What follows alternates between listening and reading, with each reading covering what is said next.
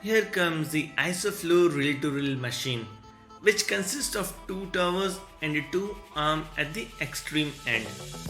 Towards left hand side of this machine, there is an arm which will help you to load your material. This material is more or less the NCM, the natural cellulose membrane roll. Once you switch on the machine, the NCM will pass through a dancer arm, which you can see with a red arrow. The moment the NCM passes to the dancer arm, it will go to a driver roller which will control your dispense speed, which creates a kind of force mechanism at that junction.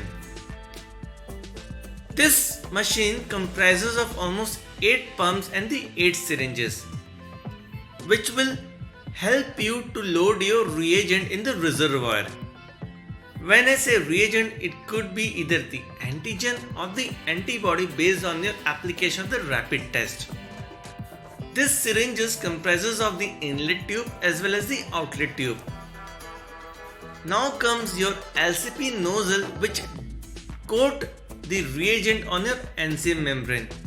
Now I will go through you the process. Now you can see there are 3 nozzles which is coating your reagents on the nitrocellulose membrane, and this platform is called Assay platform. The moment it gets coated on the NCM membrane, it will pass through a tower. There are 2 towers of 4 meters each.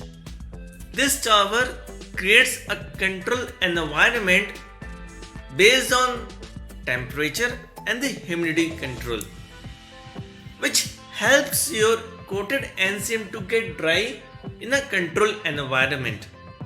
Now the coated NCM will collect towards the left hand side of your machine. Now I will let you go the application of spraying of conjugate on your conjugate pads or the sample pad.